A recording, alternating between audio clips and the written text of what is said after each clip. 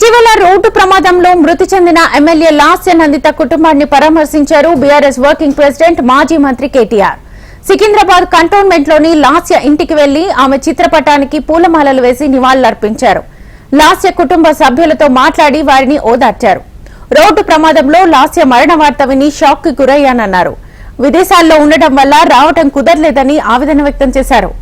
లాస్య నందితను 10 రోజుల్లో అనేక ప్రమాదాలు వెంటాడాయని తెలిపారు. గత ఏడాది లాస్య నాన్న సాయన చనిపోయారని, ఇప్పుడు తాను చనిపోవడం బాధాకరమన్నారు. లాస్య నందితను కంటోన్మెంట్ ప్రజలు భారీ మెజారిటీతో ఎమ్మెల్యేగా గెలిపించారని అన్నారు. లాస్య కుటుంబానికి అన్ని విధాలుగా అండగా ఉంటామని భరోసా ఇచ్చారు. లాస్య కుటుంబానికి ధైర్యం ఇవ్వాలని భగవంతుణ్ణి కోరుకుంటున్నట్లుగా కేటీఆర్ తెలిపారు. కేటీఆర్ తో పాటు మాజీ మంత్రులు మహమూద్ అలీ, మల్లారెడ్డి, మాజీ ఎమ్మెల్యేలు ఆల వెంకటేశ్వరరెడ్డి, గువ్వల బాలరాజు పరామర్శించారు.